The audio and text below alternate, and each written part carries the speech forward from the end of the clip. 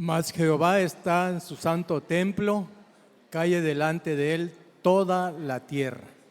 Hermanos, buenos días, les damos la bienvenida a esta casa de oración. Gracias por estar en este momento, gracias a nuestro Padre Celestial y gracias también les damos la bienvenida a los medios electrónicos que se están conectando. Bendiciones para todos ustedes, hermanos. Vamos a dar inicio a este aposento alto de hoy, domingo 6 de octubre del año 2024, el día del Señor. Vamos a prepararnos, dice la palabra de Dios. Venid, adoremos y postrémonos, arrodillémonos delante de Jehová, nuestro Hacedor. Así que vamos a dar inicio con el preludio, hermanos.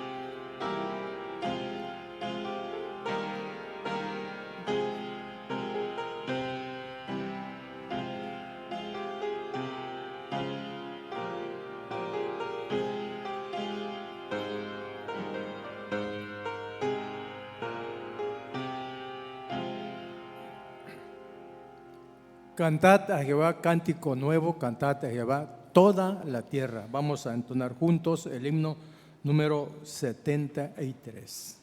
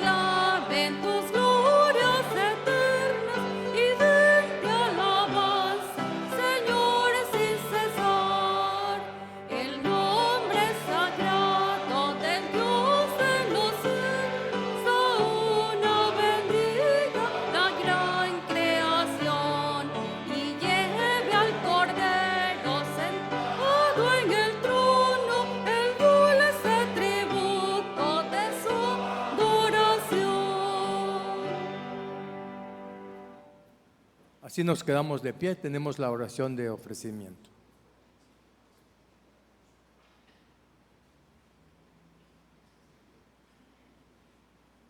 Hermanos, vamos a orar para ofrecer este orden de culto a nuestro Dios. Padre nuestro que estás en los cielos, santificado sea tu nombre. Te agradecemos, Señor eterno, la bendición y la oportunidad de poder estar en este lugar, en tu casa de oración, dispuestos, Señor, para alabar y glorificar tu nombre. Te suplicamos, Señor eterno, que pongas en nuestros corazones y en nuestras mentes el deseo de alabarte, el gozo, Señor, de cantar tus alabanzas, de escuchar tu palabra, que sea confirmado, Señor, cada uno de los puntos que se realicen en esta mañana. Permite, Padre, que todos los que participemos en él sea conforme a tu voluntad, Permite que tu pueblo, Señor, se goce en ti, Señor, en este día que tú designaste para tu gloria y para tu honra. Te pedimos por nuestros hermanos que vienen en camino, te suplicamos que les permitas llegar con bien. Por aquellos que no pudieron venir, Señor, te pedimos que los bendigas también en donde se encuentren. Y te suplicamos, Padre bendito, que todo, Señor, lo que se haga en este momento redunde para tu gloria y para tu honra. Quita cualquier estorbo de nuestra mente y de nuestro corazón para que la gloria y la honra sea solamente elevada a ti. En Cristo Jesús te suplicamos y te rogamos todo esto. Amén. Nos seguimos gozando en el Señor, cantando el himno número 245.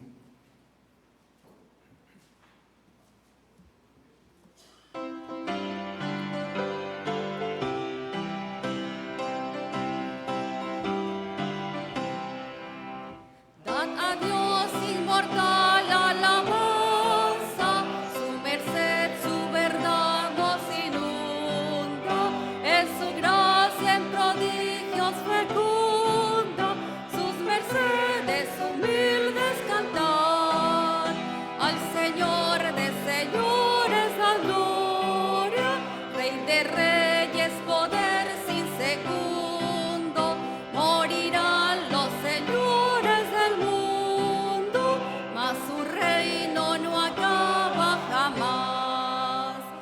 Las naciones bendició su vidas y sintió compasión en su seno, de prodigios de gracia está lleno, sus mercedes humildes cantar, a su pueblo llevó por la mano, a la tierra por él prometida, por los siglos sin fin le da vida, y el pecado y la muerte caerán. A su Hijo envió por salvarnos de la muerte y pecado inherente, de prodigios de gracia es torrente, sus mercedes humildes cantar, por el mundo su mano nos lleva y al celeste descanso nos guía, su bondad vivirá eterno día, cuando el mundo no exista ya más.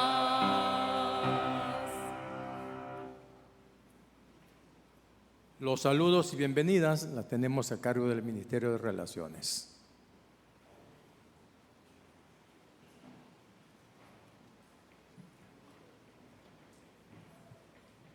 Bien, estimados hermanos, muy buenos días.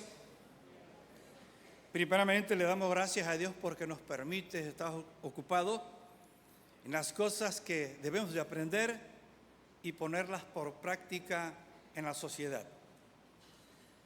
Damos también el agradecimiento por todas aquellas personas que a través de las redes sociales escuchan la palabra de Dios, esperando que la atesoren en su corazón y en su conciencia, para que también aprendan a ser dignos representantes de Dios ante el mundo. De igual manera, le damos la más cordial de las bienvenidas también a aquellas personas que nos visitan por primera vez. Les invito que si gustan ponerse de pie para darle ese caluroso afecto de parte de nuestros hermanos de esta amada iglesia. Muy bien, estimados hermanos, bienvenidos aquí a esta iglesia Manantial de Vida. Reciban el caluroso saludo y afecto fraternal de los hermanos aquí reunidos. Dice la Biblia: mirad cuán bueno y cuán delicioso es habitar los hermanos juntos en armonía. Le damos también la bienvenida a nuestra hermana Raquel Jiménez y su hija, que asistía a la iglesia, a su congregación Jesús Camino al Padre, pero ella viene por primera vez y se va a empezar a congregar en esta iglesia, así que le invito a ponerse de pie para darle el saludo. ¿Dónde se encuentra? Hermanita, bienvenida, bienvenida. También le damos también la bienvenida a la familia Correa de la Iglesia Príncipe de Paz. ¿Dónde se encuentra? A ver, si gustan. Bienvenida, estimada hermana, bienvenida. Dios les siga bendiciendo.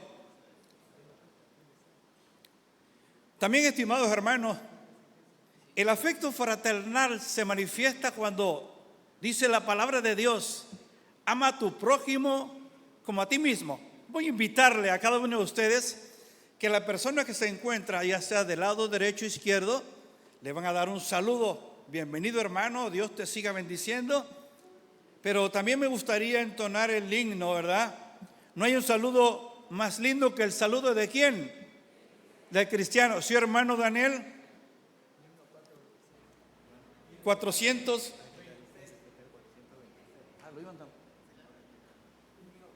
Perdón, voy a invitar a mi hermana Florecita, que ella lo va a entonar. Estaba programado, pero así estamos. Así que, bienvenida, hermana. Puestos de pie, nos saludamos cantando el himno 426, bienvenido. Véngase, hermano. Ven a ver, hermano. Con gran gozo y placer nos volvemos hoy a ver. Nuestras manos otra vez estrechamos. Se complace el corazón ensanchándose de amor. Todos a una voz, oh Dios, gracias damos. Bienvenido.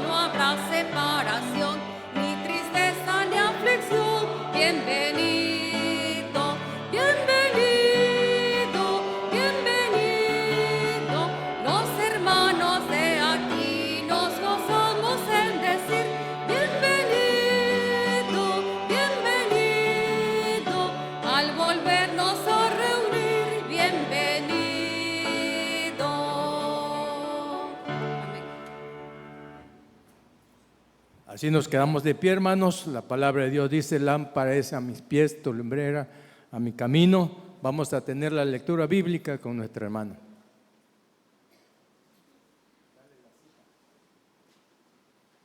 Buenos días, amados hermanos. Vamos a leer el Evangelio de Juan, capítulo 5, del versículo 30 al 39. Lo vamos a hacer de una forma alternada. Amén. Testigos de Cristo. No puedo yo hacer nada por mí mismo, según oigo, así juzgo, y mi juicio es justo, porque no busco mi voluntad, sino la voluntad del que me envió, la del Padre.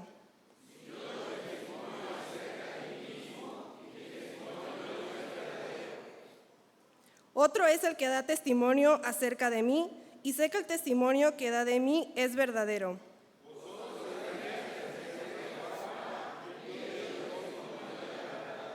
Pero yo no recibo testimonio de hombre alguno, mas digo esto, para que vosotros seáis salvos.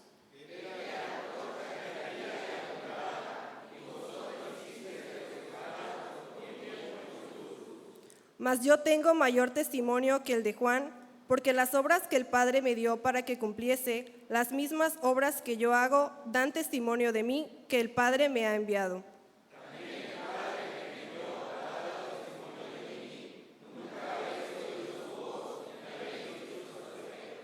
Ni tenéis su palabra morando en vosotros, porque aquí él envió, vosotros no creéis. ¿Todos? escudriñar las Escrituras, porque a vosotros os parece que en ellas tenéis la vida eterna, y ellas son las que dan testimonio de mí. Amén.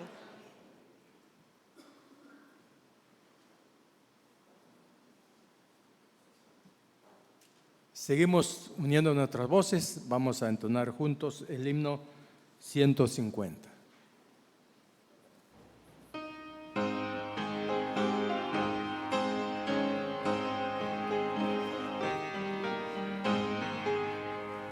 El santo amor de Cristo que no tendrá su igual, de su divina gracia sublime y eterna, de su misericordia inmensa como el mar, y por los cielos altos con gozo he de cantar.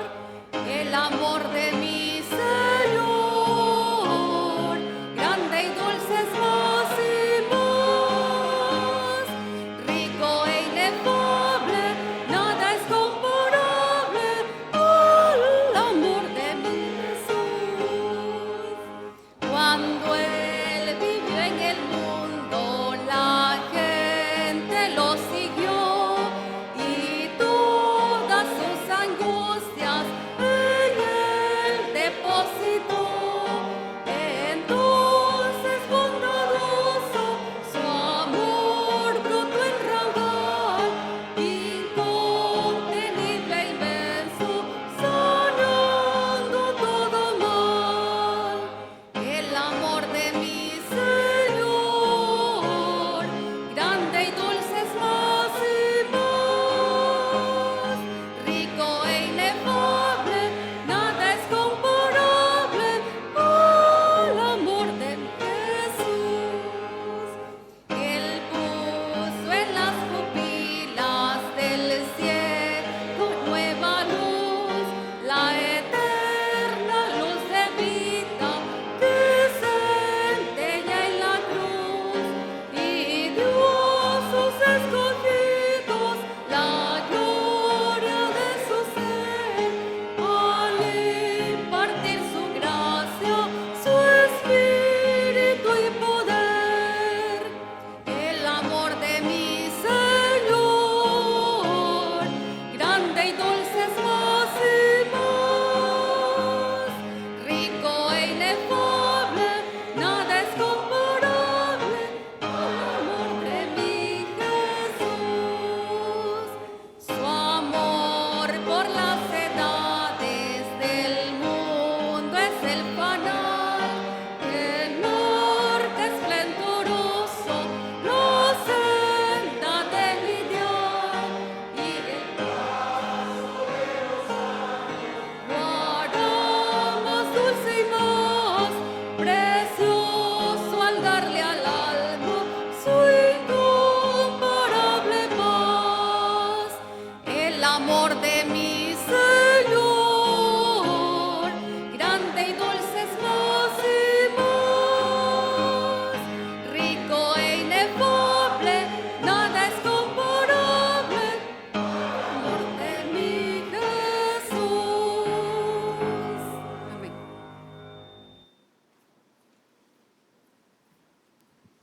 Seguimos así de pie, hermanos, vamos a tener la oración de intercesión. Dice la palabra de Dios: con mi voz clamaré a Jehová, con mi voz pediré a Jehová misericordia. Vamos a invitar a nuestro hermano para que él tenga la oración de intercesión. Vamos a orar. Señor, en esta hora de la mañana, te damos las gracias, Padre, por este momento que nos permites de hablarte como se le habla a un padre, con esa confianza, pero con sumo respeto, Señor Dios, por lo que tú eres. Señor, dice tu palabra: estad siempre gozosos, orad sin cesar.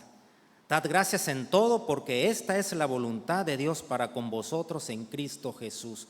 Y por eso, Señor, en esta hora, además de rendirte la gloria y la honra que solo tú mereces, también vamos a ti, Señor Dios, intercediendo unos por otros.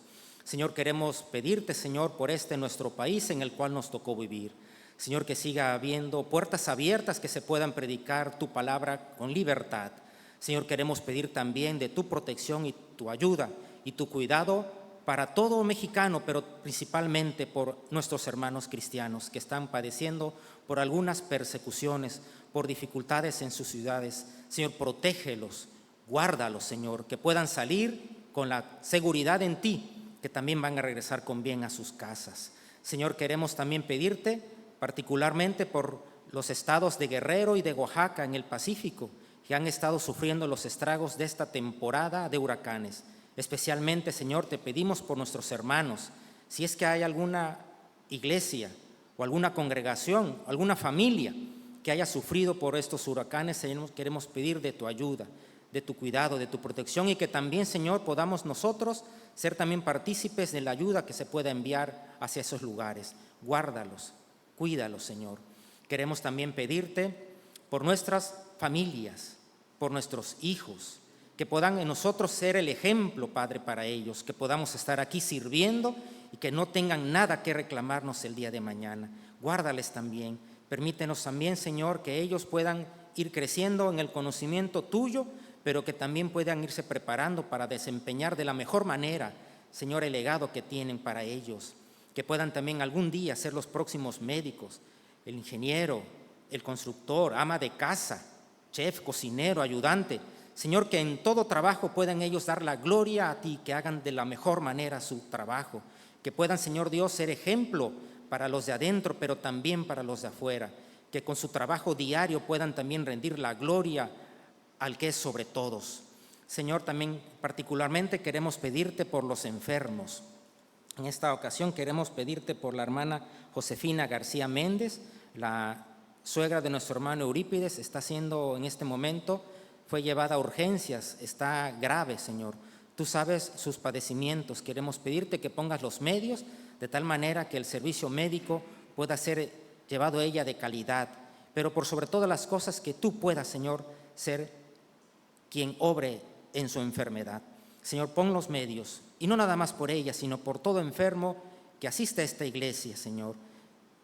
Que puedas, Señor, guardarle, que puedas sanarle, y Señor, que en medio de esa enfermedad, en medio de esa aflicción, en medio de esa circunstancia, como dice tu palabra, que puedas, Señor Dios, también reconocer que estamos en tus manos, que eres tú quien obra en nosotros en la manera que tú quieres, y que nosotros, Señor, queremos reconocerte y que sin ti no somos nada, Señor. Gracias porque tú eres el dueño de nuestras vidas y de cada instante de ella. Señor, permítenos recorrerla de tal manera que lo hagamos con convicción, con fe, pero también guardándonos, Señor Dios, por amor a ti. En tus manos nos ponemos, en Cristo Jesús, Señor nuestro. Amén.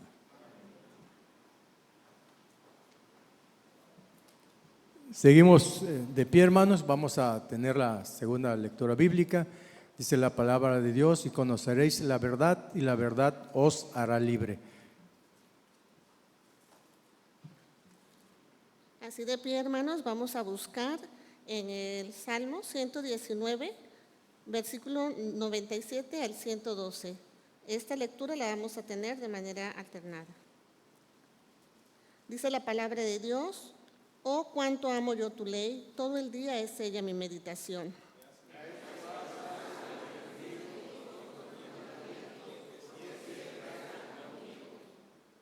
Más que todos mis enseñadores he entendido, porque tus testimonios son mi meditación.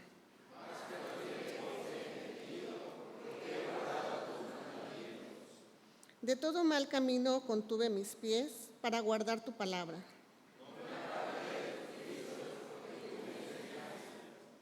Cuán dulces son a mi paladar tus palabras, más que la miel a mi boca.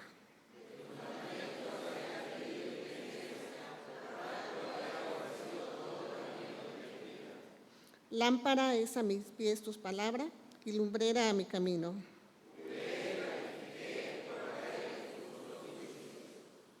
Afligido estoy en gran manera. Vivifícame, oh Jehová, conforme a tu palabra.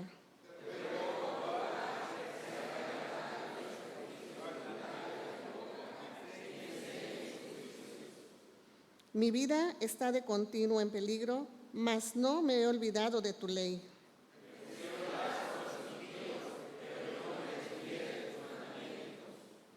Por heredad he tomado tus testimonios para siempre, porque son el gozo de mi corazón. Mi corazón incliné a cumplir tus estatutos de continuo hasta el fin. Amén. Muy bien, hermanos, vamos a tener la meditación de la palabra, el mensaje de ella. Se llama el mensaje España y la Biblia, a cargo de nuestro pastor, el presbítero Walter de la Cruz Angulo. Así oramos, hermanos, para comenzar este tiempo de reflexión en la palabra del Señor. Oramos. Gracias te damos, Padre Celestial, porque nos permites iniciar este mes de octubre. Hemos llamado, Señor, mundialmente en el concepto reformado, los pueblos que abrazaron la reforma, Señor, este mes como el mes de la reforma protestante.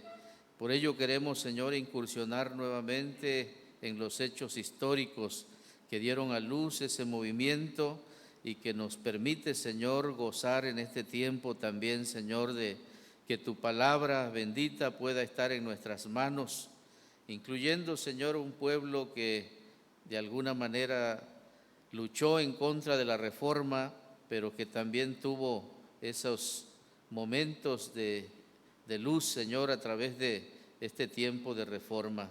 Bendice, Señor, este tiempo que vamos a considerar este tema y concede que en este mes también podamos reconocer la importancia y el significado, Señor, de esta historia tan rica, tan maravillosa, Señor, que nos deja un legado tan especial, que nos concede, Señor, también mirar cómo este mundo puede ser transformado a través de la luz de tu palabra santa.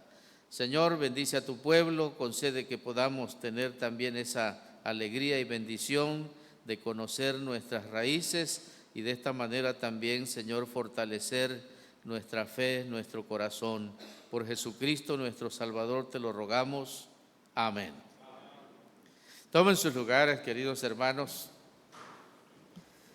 Espero no cansarles, ¿verdad?, con estos datos históricos que son para mí una luz importante en nuestro acervo cultural reformado.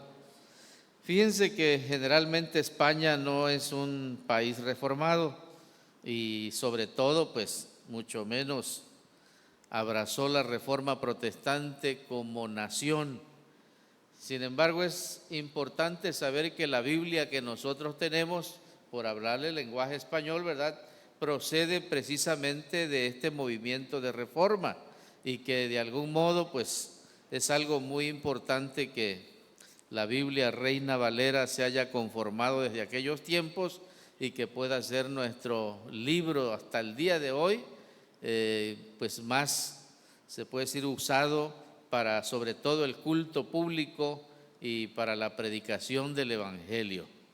Así que quisiera comentar, ¿verdad?, algunos datos históricos que me parecen muy significativos para que realmente el movimiento de la reforma pudiera tener un realce tan fuerte, tan impactante en el mundo, sobre todo europeo, y más adelante pudiera continuar su recorrido también hasta América, hasta Asia, África y prácticamente el mundo entero. ¿Qué pasaba sobre todo en los países más importantes de aquel tiempo antes de la reforma? Nosotros he oído hablar, ¿verdad?, sobre todo en algunos meses anteriores, los meses de la reforma, de gente que se le llamó los prerreformadores, pero hablamos generalmente de personajes que ya eran, pues, sacerdotes, que de algún modo, pues, estaban abrazando esa necesidad de transformar la vida religiosa de algunos pueblos. Pero fíjense que al lado de la reforma protestante se da un pensamiento, vamos a llamarle así, secular. un pensamiento secular que va a invadir toda Europa y que, al igual que las corrientes de pensamiento, por ejemplo, ahorita quizás nos acordamos del marxismo, por ahí México estaba teniendo, según algunos, la amenaza de regresar al marxismo, que muchas veces ni conocemos ya porque ya no se da en las escuelas, pero por mucho tiempo el marxismo fue la idea o el movimiento de pensamiento que dominó las universidades. Entonces toda persona que realmente salía a estudiar regresaba con ideas marxistas de alguna manera, ¿verdad? Hubieron países que se aferraron y que dijeron: nosotros no queremos saber nada de eso.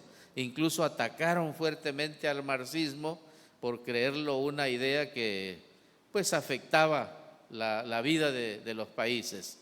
Entonces, en este aspecto quiero referirme al humanismo.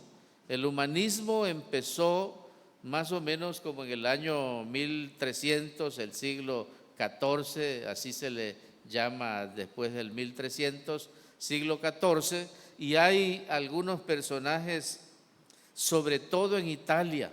Fíjense que en Italia empezó este movimiento y ya habían más o menos como escuelas allá en Florencia, en Roma, en Venecia, que tenían la influencia de personajes de la historia que quizás nosotros hayamos escuchado por allí mentar, como por ejemplo Dante Alighieri.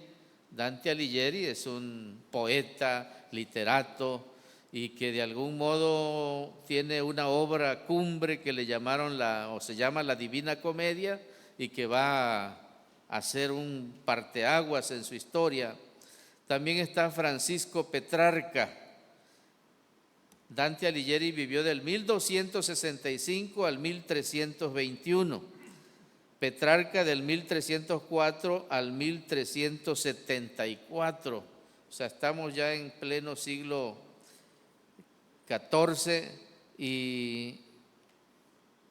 y por ejemplo a estos personajes, juntamente con otro que se llamó Giovanni Boccaccio y que tuvo una obra cumbre que se llamó el Decamerón, se les llaman los padres del humanismo. Ahora, ¿qué es el humanismo en sí?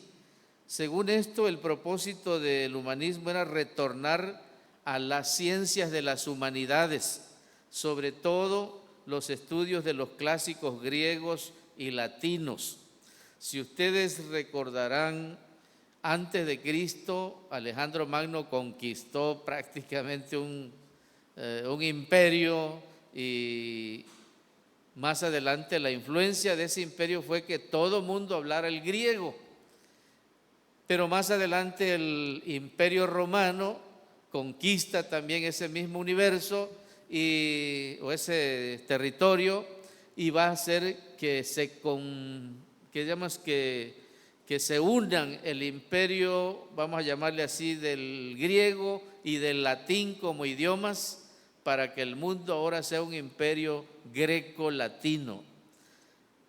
Los griegos, al ser tomados como esclavos, pues realmente influyeron tanto en los romanos que eran sus instructores.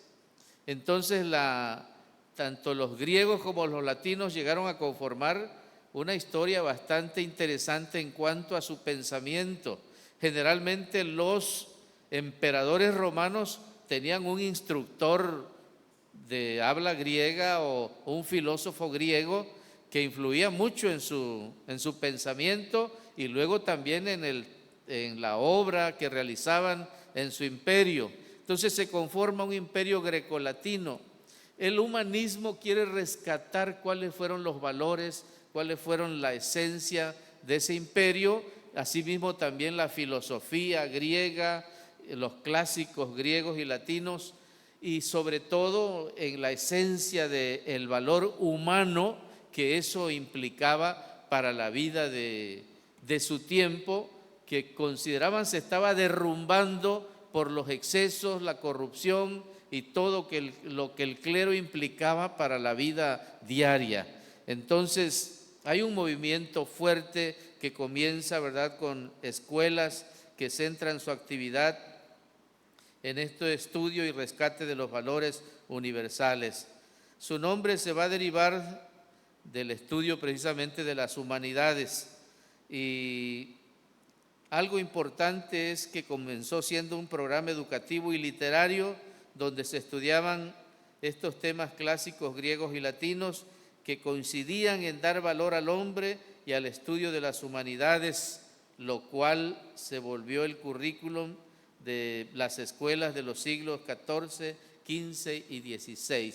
Esto es importante, hermanos, porque cualquier estudiante que viajara de un país a otro para estudiar algo, se topaba con el humanismo como algo efervescente que estaba, podemos decir, ¿verdad?, atrayendo mucho el pensamiento estudiantil de aquellos tiempos. Entonces, los mejores estudiantes generalmente se les va a llamar humanistas, y Juan Calvino era un humanista, era una persona que estudió en ese contexto y que está influido por las ideas del humanismo.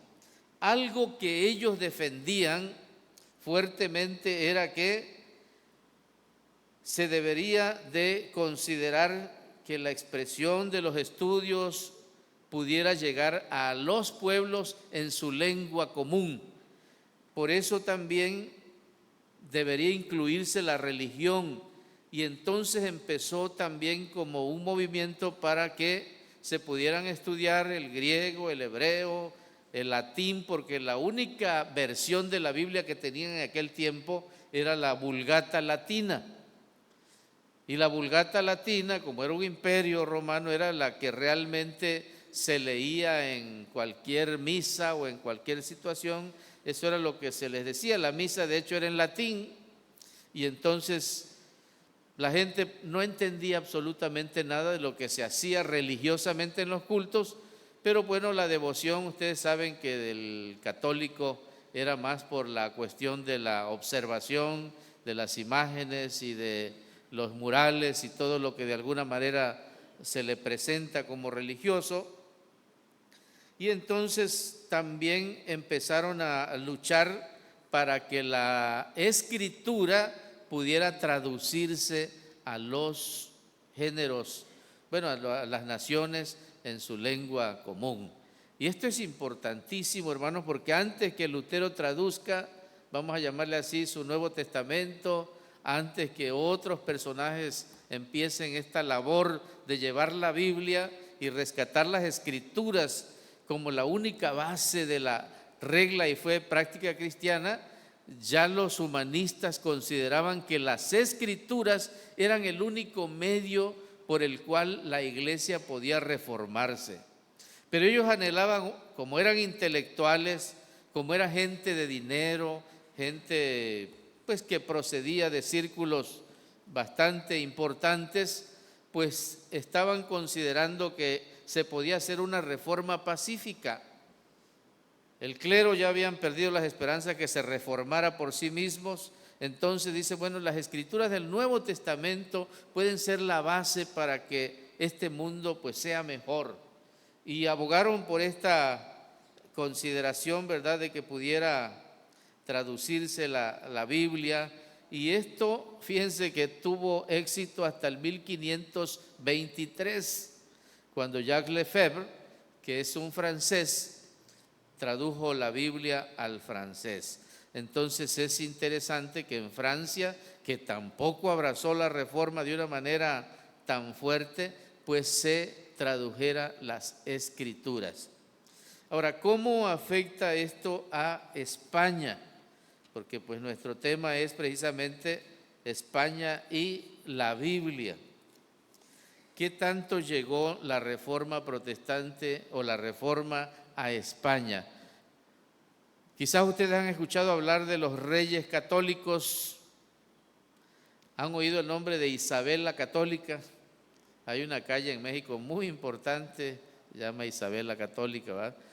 Isabel como reina era Isabel de Castilla y Fernando de Aragón, que se casan y van a fundir, a fusionar sus reinos y se van a hacer un poco fuertes. Para ese tiempo, ya por 1400 60, 70, España empieza a ser una nación bastante fuerte, de tal manera que en Italia o en Roma los papas empiecen a ver algunos papas españoles. Uno de ellos es Alejandro Borgia. ¿Algunos de ustedes lo han escuchado? Hubo una serie por allí que se llamó Los Borgias. ¿Por qué? Porque fue una dinastía que usaron el papado para enriquecerse, para hacer un nepotismo terrible y realmente heredaban este puesto, vamos a llamarle así, a su familia, pero estos eran españoles. De hecho su apellido es Borja, pero ya en el latín pues lo pronunciaban Borgia y así se quedan para la historia. Entonces imagínense ustedes el alcance de la política española al tener un papa español. Cuando Isabel y Fernando comienzan su, podemos decir, ¿verdad?, su reforma, o ellos consideran, especialmente Isabel, que es una mujer a la que se le ha considerado como una persona muy consagrada a su fe católica, entonces ellos solicitan a Roma la autorización, en primer lugar, para que ellos puedan nombrar a los sacerdotes, a los obispos que realmente habrían de servir a la nación. ¿Por qué razón piden eso? Porque habían tantos excesos en aquel tiempo que Roma simplemente, alguien le pedía, ¿sabes qué? Yo quiero la iglesia tal, y desde Roma ya venía el nombramiento. Entonces no tenían opción, ahora sí, que los reyes de las naciones para decir, bueno, yo no quiero a ese a mí no me conviene, ¿no? En aquellos tiempos para Fernando el problema, Fernando el esposo de Isabel, el problema era que se habían vuelto ya grandes señores feudales, tenían grandes posesiones, los obispos, los cardenales, realmente eran posiciones de políticas de privilegio y que les permitían hacer negocios tremendos con la iglesia, y entonces era luchar contra esos políticos ya también religiosos, y pues no les convenía muchas veces. Entonces ellos consiguieron la bula que editaba o el edicto a través de estas bulas, de que ellos ahora como reyes tenían el derecho de nombrar a sus propios sacerdotes u obispos. Y esto permitió, al menos en el caso de Isabel, que ella eligiera a una persona muy especial, muy importante. En el caso de Fernando, se sabe que lo primero que hizo con esto fue nombrar a su hijo bastardo llamado don Fernando, y lo nombró arzobispo de Zaragoza a los 6 años de edad. O sea, de esa manera eran las formas en que la corrupción en el clero se daba, ¿no? Entonces, aprovechó que él tenía el sartén por el mango y hizo esta declaración. Posteriormente, pues Isabel nombró a un personaje que se llamó Francisco Jiménez de Cisneros. Nada que ver con Francisco Jiménez de los Santos, de nuestro pastor ya desaparecido. Francisco Jiménez dominaba el hebreo, el caldeo y pues por supuesto el latín. Fue también el confesor de la reina. Entre Isabel y Francisco reformaron la vida de los conventos, enseñándoles oficios y la disciplina de los deberes religiosos. Se cree que se había abandonado la oración y pues el ayuno, y los conventos y monasterios se habían dedicado a una vida licenciosa, donde se daban muchos pecados, ¿verdad? Y que pues hacían que la iglesia se mirase como un centro ya de corrupción. La erudición de Cisneros en las letras sagradas ocupan un lugar muy importante en el proyecto de Isabel, Isabel era una persona conocedora del latín, que era el idioma de las universidades, y se rodeó de un grupo de mujeres bastante cultas para iniciar también por sí misma una reforma, sobre todo en los conventos donde había solamente mujeres, y fomentaron el estudio de las letras sagradas. Y para ayudar en esto ya se había inventado la imprenta, y ellos fortalecieron el hecho de que se colocara imprentas en todas las ciudades importantes de España para que se tradujeran inmediatamente los libros que tenían que ver con pues lo religioso en aquellos tiempos, y pues los sacerdotes pudieran aprender algo de lo que era su oficio. Se cree que muchos solamente repetían lo que se sabían de memoria del latín para dar la misa. De ahí en fuera no se sabían ni el Padre Nuestro. Entonces era algo que pues solamente tomaban como negocio. Era prácticamente tener una capilla, era tener una empresa para ellos, donde ellos podían generar o sacar el dinero que quisieran, pues según le invirtieran también, ¿no? En tiempos de Lutero pues habían las grandes peregrinaciones, y realmente se cobraba por entrar en una iglesia para que pudieran admirar las reliquias que había en tal iglesia, y esto permitía que pues ellos sacaran ganancias. Entonces la reina y Cisneros se apoyaron para su reforma, fundando también la Universidad de Alcalá en España en 1498 al 1508, y allí de alguna manera pues habrían de preparar a la gente que habría de servir ya para el ministerio. Sin embargo, pues hay algo que es interesante saber allí, ¿verdad? Pues de esta manera también se van conformando la idea de reforma que Isabel sobre todo tenía, y que va a avalar Cisneros y también España, por convenirles, ya que empezó a haber una especie de nacionalismo español, ¿verdad? ¿Qué es un nacionalismo español? Pues decir, nosotros somos los verdaderos españoles. España estaba copado de musulmanes, había sido conquistada por los árabes, y esto fue como en el siglo X más o menos, y hasta ese tiempo pues los árabes ocupaban buena parte de España. Y esto se le llamaba los moros allí en España, y pues era un problema para ellos hacer la reforma, habiendo gente que adoraba a otro Dios, gente que pues no compartía la fe católica, y que de alguna manera también eran diferentes en color, y pues empezó a haber una especie de discriminación hacia los árabes o hacia los moros, como también hacia los judíos. Había muchísimos judíos, algunos piensan que había más de 50,000 judíos en España.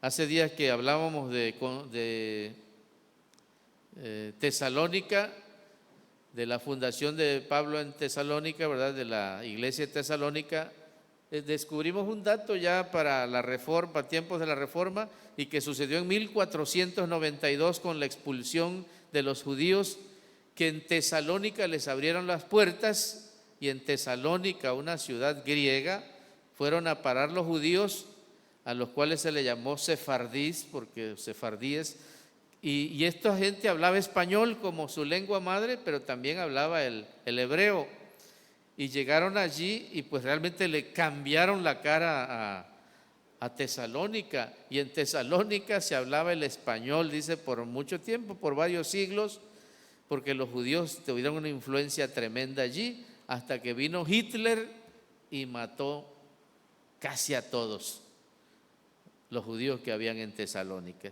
Así que en España llegaron al momento en que dijeron, ¿qué vamos a hacer con los judíos?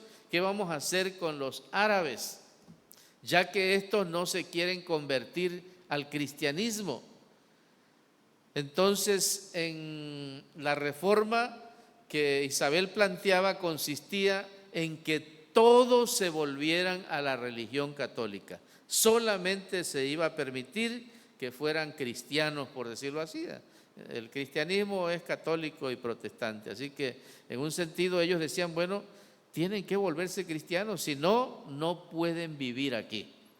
Y llegaron a la decisión de expulsar primeramente a los moros y luego a los judíos, pero se les dio un tiempo para que decidieran si se quedaban, se tenían que convertir, se tenían que bautizar, si no, pues había que salir o huir de allí. Entonces, pues algunos moros se bautizaron, de ahí surge el término morisco. Los que se bautizaron se les llamó moriscos, y solamente algunos, la mayoría huyó o se fue de allí de España, y los judíos pues que en un sentido eran abrazados por considerar que la fe era más o menos similar, fueron también expulsados, despojados de sus riquezas, de todo lo que de alguna manera pues implicaba los judíos en España. Y mucha historia hay acerca de lo que perdió España al expulsar a los judíos de su ciudad o de su país. Sin embargo, pues la reforma entonces siguió. El problema ahora lo tenían con los protestantes, porque el movimiento protestante, como ya vimos con el humanismo, empezó a gestarse en las universidades, y muchos españoles adinerados iban a las universidades de Francia, de Italia para educarse, y regresaban con ideas nuevas y venían promoviendo las ideas de Lutero. Y entonces llegó al convento donde se reunía también nuestro querido Casiodoro de Reina, ¿verdad? Y entonces juntamente su convento empezó a estudiar esto, y muchos se convirtieron al protestantismo. Hubo mucho pensador español que se convirtió al protestantismo, pero entonces empezó la Santa Inquisición. Generalmente la Santa Inquisición la aplicaba la Iglesia. Pidieron permiso a Alejandro Borgia y les dio permiso de que pudieran ellos aplicar la Inquisición a quienes ellos quisieran. Entonces empezaron a haber verdaderas tragedias, ¿verdad?, con esta aplicación de la Santa Inquisición, y pues empezaron a perseguir a todos los protestantes también, de tal manera que pues quedara reducido al catolicismo solamente en España.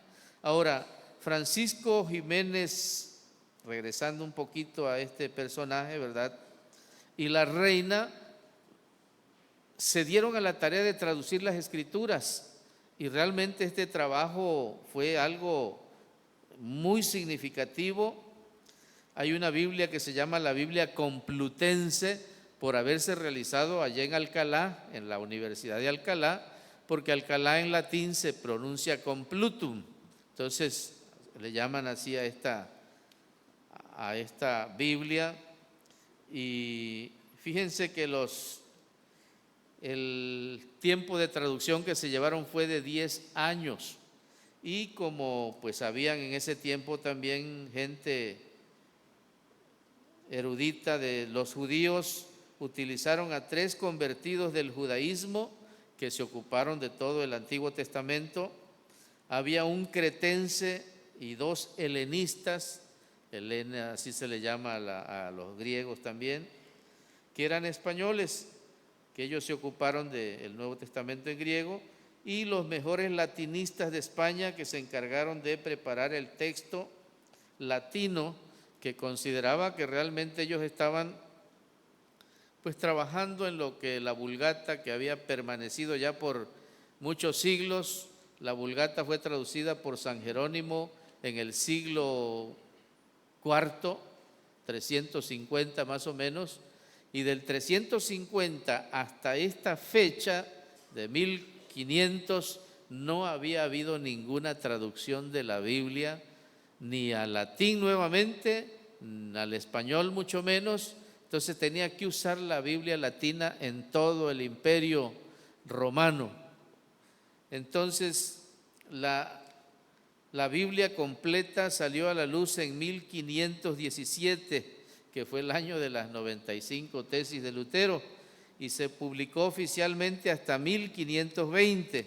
Cisneros afirmó: esta edición de la Biblia en estos tiempos críticos abre las sagradas fuentes de nuestra religión, de la que surgirá una teología mucho más pura de cualesquiera surgidas de fuentes menos directas.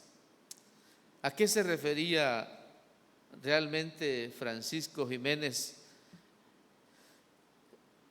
en relación a lo que significaba la traducción de la Biblia? Él creía que realmente la Biblia era la fuente pura de la fe, de la práctica, de la doctrina cristiana, que las otras fuentes como la tradición que implicaba a los padres de la iglesia, los padres de la iglesia son la generación posterior a los apóstoles, y además de los concilios y la voz de los papas, pues realmente la Biblia tenía un elemento superior de verdad, de pureza, y consideraba que la Biblia iba a ser fundamental para la reforma. El problema es que, como ya dijimos, para tanto Isabel como para Francisco, el catolicismo se tenía que imponer. Las ideas de la reforma protestante no podían tener cabida en esa reforma. Así que podemos nosotros considerar la importancia de estos elementos en cuanto a lo que implicaba realmente la Biblia en España, muy poco realmente. Ahora, hay un elemento también que produce mucho interés cuando se mira la historia de España. Yo expresaba que ya España era muy importante, que hasta el Papa era español, pero la descendencia de Isabel y Fernando es algo increíble en cuanto a las relaciones políticas que ellos le imprimieron a este punto. Ellos tuvieron 5 hijos, 4 mujeres que de alguna manera se casaron con rey de Portugal, rey de Francia, rey de Inglaterra incluso, y tenían influencia con las hijas, ya luego en Dinamarca, en Holanda, en diferentes países realmente, en Alemania, que era tremendo lo que se estaba gestando en cuanto a lo que España iba a significar para el mundo europeo en aquel tiempo, porque de allí van a surgir tantas guerras, tantas situaciones que son interesantes. De los hijos más significativos está una que se llamó Juana, a la que le apellidan Juana la Loca. La razón es que ella se casó con Felipe el Hermoso, así se le llamaba, imagino que era un poco guapo como algunos de los de aquí.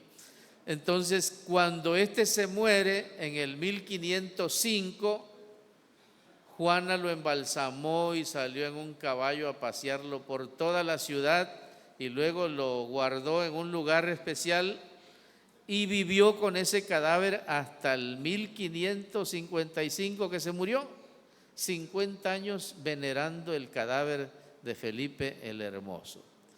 Pero Juana dio a luz en ese ínter a Carlos V. ¿Saben quién fue Carlos V? El del chocolate, dicen. Es lo único a veces que se sabe de historia ya. Pero Carlos V era el emperador, o llegó a ser el emperador, algunos dicen de Alemania, y pues posteriormente hasta donde tomaba España, ¿verdad?, su territorio. Pero Carlos V fue nuestro emperador también. Querrámoslo o no, él era el emperador cuando vino Hernán Cortés acá. Él era el emperador cuando Lutero tiene que ir a la dieta de Worms y Y él juzgó a Lutero, enfrentó a Lutero, este personaje español, y que de alguna manera pues nació en Alemania, creo, su mamá estaba casada por allá, sus vínculos llegaban hasta allá, los de Alemania, y es interesante que estos personajes hayan estado allí. La hija menor de los reyes católicos fue Catalina de Aragón, que se casó con Arturo Tudor. Arturo Tudor era hijo de Enrique VII y hermano mayor de Enrique VIII. Hay que conocer un poquito este punto porque se casa con el rey Arturo. No es el legendario rey Arturo, ¿verdad? Porque yo estuve investigando, no, el otro rey Arturo vivió como en el siglo VIII más o menos y es una leyenda. Entonces el punto es que se muere Arturo y se casa ella con Enrique VII y tiene una hija que se llama María, que es María Tudor, que se va a casar luego con Enrique VIII. Y ahí vienen unas películas acerca de cómo se dan con Ana Bolena y María Tudor, que es un conflicto tremendo. Y el problema es que María Tudor, a la que le llaman la sanguinaria porque se opuso a la reforma protestante y al que se le oponía, pues iba al fuego o iba a la guillotina. Entonces fue una mujer tremendamente opositora a la obra de reforma. Entonces ya luego pues Enrique VIII logra dominar, ¿verdad? Y se gesta la reforma protestante en Inglaterra. Pero este es el dominio que tenían políticamente los españoles en el mundo entero, y que el mundo entero conocido de la reforma protestante, y que de alguna manera permitió o impidió que la reforma llegara más lejos. Francisco I de Francia también fue un personaje aliado de o más bien parte de la familia real española, pero que tuvo problemas fuertes con Carlos V. Francisco I quería realmente el imperio también, y esto salvó a Lutero en algunas ocasiones, porque ya cuando se disponían a acabar a Lutero con los mismos alemanes, Francisco I iniciaba otra revolución contra Carlos V y tenía que regresarse, y la provisión divina siempre jugó su papel allí en esos eventos de la reforma. Entonces tenemos estos puntos, ¿verdad?, acerca de los brazos de España en la reforma protestante o en la reforma, que ellos inician una reforma, pero realmente no es la reforma protestante, y a los protestantes que querían también intervenir en la reforma los persiguieron tremendamente. Con todo eso, hermanos, pues hay algo se va a escapar, ¿verdad? Y Casiodoro de Reina huye de ese lugar y empieza su traducción. ¿Saben a dónde tomó su huida Casiodoro? Él fue a parar hasta Ginebra. Pero cuando él llega a Ginebra, hay un problema allí. Acaban de quemar a Miguel de Servet. Miguel de Servet se oponía en algo a la doctrina calvinista y fue quemado en una hoguera. O sea, los calvinistas también pues empezaron a considerar la necesidad de defender también ya la religión. Era la forma de defenderse en aquellos tiempos, ¿verdad? A veces usando estos elementos también de condenación. Y a Casiodoro no le gustó eso. Él venía de un lugar donde estaban pues despreciando a judíos, a musulmanes, a protestantes, y como que eso de no darle libertad a los demás para que expresen su fe, pues a él no le pareció, y entonces fue de allí, terminó en Frankfurt, luego en Inglaterra, y logró pues de alguna manera pues en esta huida seguir su trabajo y lograr también el apoyo para traducir o para el tiraje de su Biblia. Solamente que se le murió el mejor, podemos decir, trabajador en cuanto a las traducciones, que era un tal Oporino, y se le quedó con los 400 florines que había pedido prestado para la traducción y ahora tenía que empezar de nuevo. Se fue a Inglaterra, en Inglaterra lo acusaron porque la Contrarreforma o la Santa Inquisición nunca lo perdió de vista. Allá le inventaron que él era sodomita, homosexual, y que había tenido relaciones antes de casarse en el convento con otra persona. Entonces lo difamaron y de allá lo corrieron, él tuvo que huir de allí. Luego regresó a enfrentar un juicio para salvaguardar su reputación, logró que pues lo liberaran de esos cargos y además logró el apoyo de la reina, creo, para lograr la traducción de 2.600 ejemplares de la Biblia. A la Biblia, como no estaban permitidos los libros, ahora sí que religiosos o la traducción de la Biblia realmente la habían prohibido en un sentido, pues le pusieron en la tapa a un oso bebiendo la miel y por eso se llamó la versión o la Biblia del oso en su momento. Sí, ya luego pues fue la reina Casiodoro o la reina Valera, ¿no? Porque Valera le hizo un amigo o compañero también de trabajo de Casiodoro, pues le hizo una revisión muy importante en 1602, ya estamos hablando del siglo XVII casi. Pero es interesante, hermanos, que la Inquisición no pudo apresar a Casiodoro de Reina y más o menos en 1562, allá en Sevilla quemaron la efigie, una pintura quizás con la cara de Casiodoro de Reina, y la quemaron públicamente considerando que era hereje, y de allí quedó marcado, ¿verdad?, en la Santa Inquisición como si lo hubieran quemado personalmente.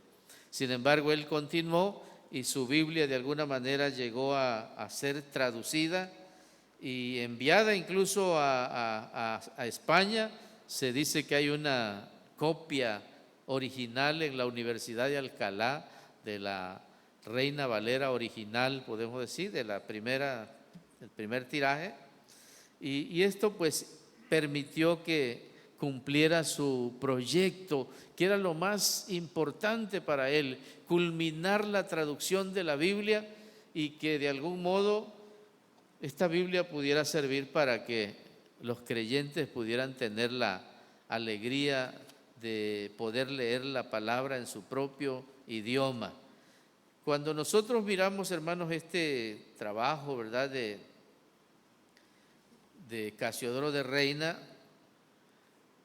creemos que la Biblia ha tenido un trayecto bastante necesario, pero bastante crítico, triste.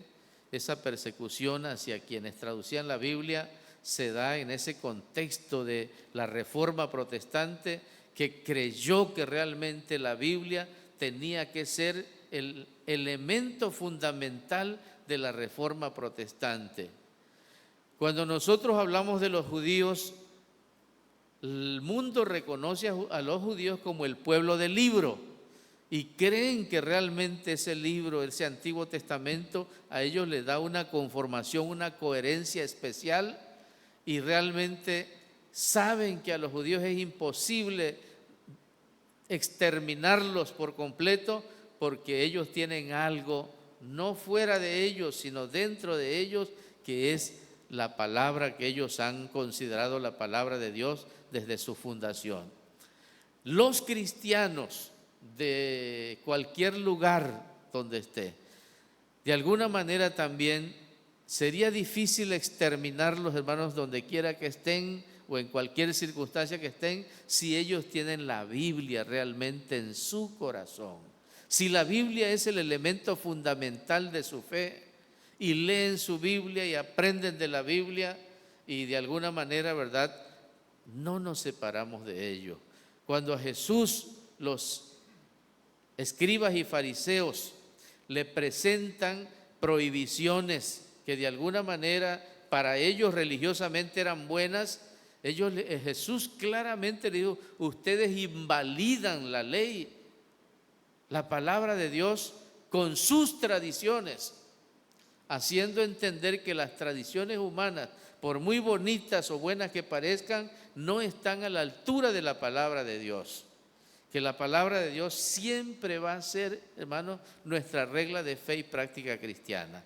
Y habrán cosas que de repente nosotros valoremos mucho y a lo mejor nos hemos quedado tradicionalmente con algunas cosas que implican que son buenas y a lo mejor muy útiles para nuestras actividades, pero si revisándolas no se hallaran realmente conforme a la palabra de Dios, cualquier persona o cualquier situación podría derribarla, en el sentido de que podríamos fundamentar nuestra práctica considerando que bíblicamente no se sostiene.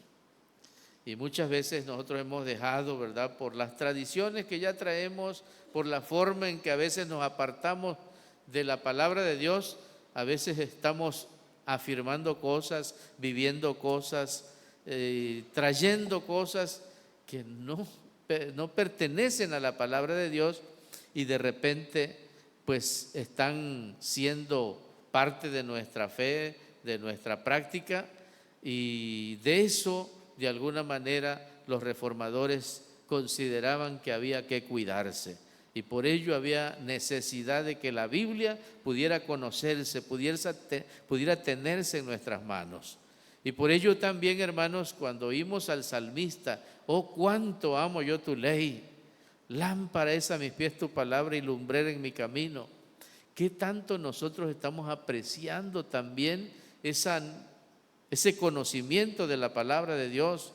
¿Qué tanto nosotros podemos sobrevivir si nos quitan el libro y decir: bueno, lo bueno es que me aprendí no sé cuántos salmos, cuántos pasajes de la Biblia puedo yo recitar de memoria, porque la palabra de Dios realmente es mi alimento, es mi comida, y de ahí yo realmente vivo para la gloria de Dios.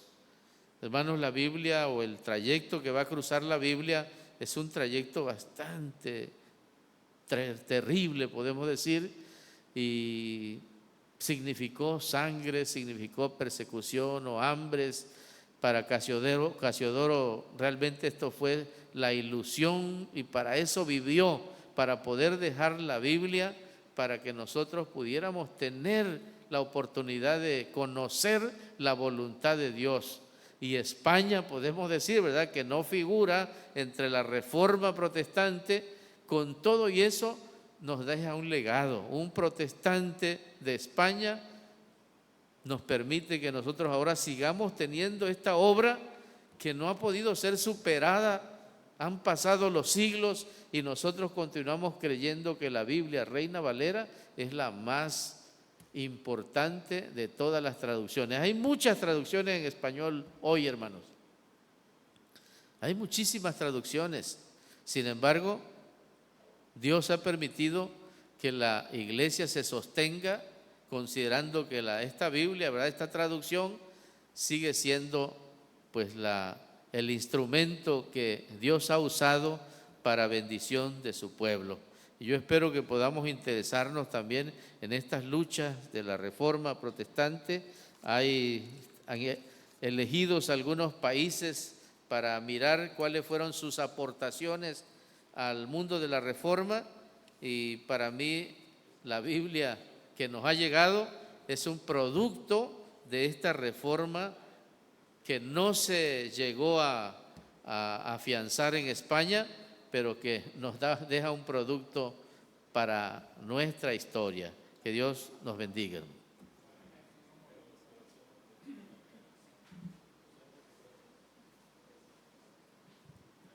Muy bien, hermanos, después de haber escuchado el mensaje, vamos a entonar juntos, hermanos, el himno 19, donde damos respuesta al tema del día de hoy.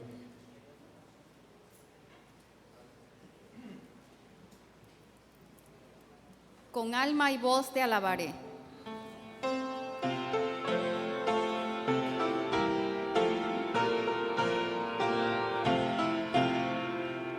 Con alma y voz te alabaré y yo tus glorias cantaré.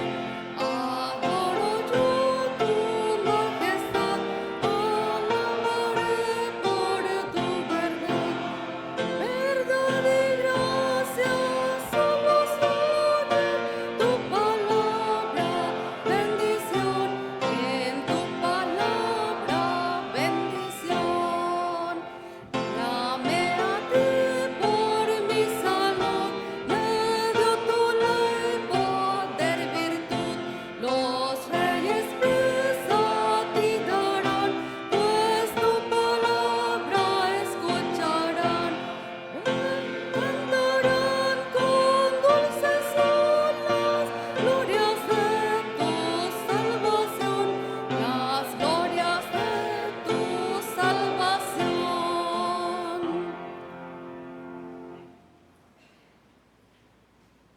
Continuamos con el orden de culto, hermanos. Vamos a invitar a la H Junta de Diáconos, pasen a colectar las ofrendas. La palabra dice, dad al César lo que es del César y a Dios lo que es de Dios. Y entonamos el himno número 26. Así de pie les invito a orar por las ofrendas, hermanos. A ti sea la gloria, la honra y el honor por siempre y en la eternidad, Padre Celestial. Te damos gracias por todo lo que tú nos das cada día, tus bendiciones, tu gracia divina derramada sobre nosotros. Te rogamos recibas las ofrendas que han sido traídas a ti en esta hora, que las bendigas y bendigas las manos que las depositarán. Te suplicamos también, Señor, por los necesitados, implorándote que como haces con nosotros, de la misma manera a ellos, conforme a tus propósitos y a tu santa voluntad, les proveas cada día todo lo necesario. Bendice pues las ofrendas y bendice a nuestros hermanos encargados de administrarlas. Te lo rogamos con humildad y con acción de gracias en el nombre de Cristo Jesús. Amén.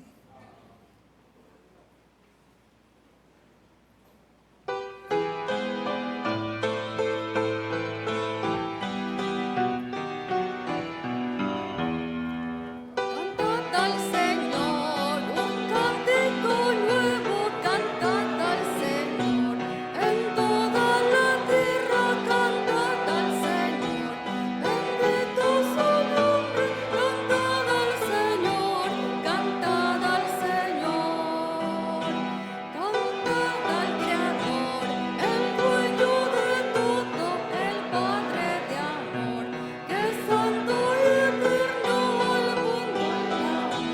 Ha dado a su Hijo, cantad al Señor, cantad al Señor,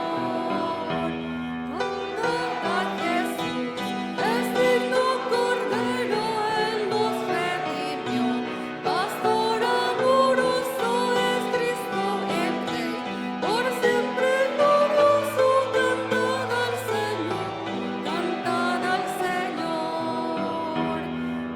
cantad al Señor, Espíritu Santo es nuestro guiador, Él nos justifica, es consolador, Él nos santifica, cantad al Señor, cantad al Señor. Amén, aleluya, cantad al Señor. Amén, aleluya, cantad al Señor. Amén, aleluya, cantad al Señor, cantad al Señor.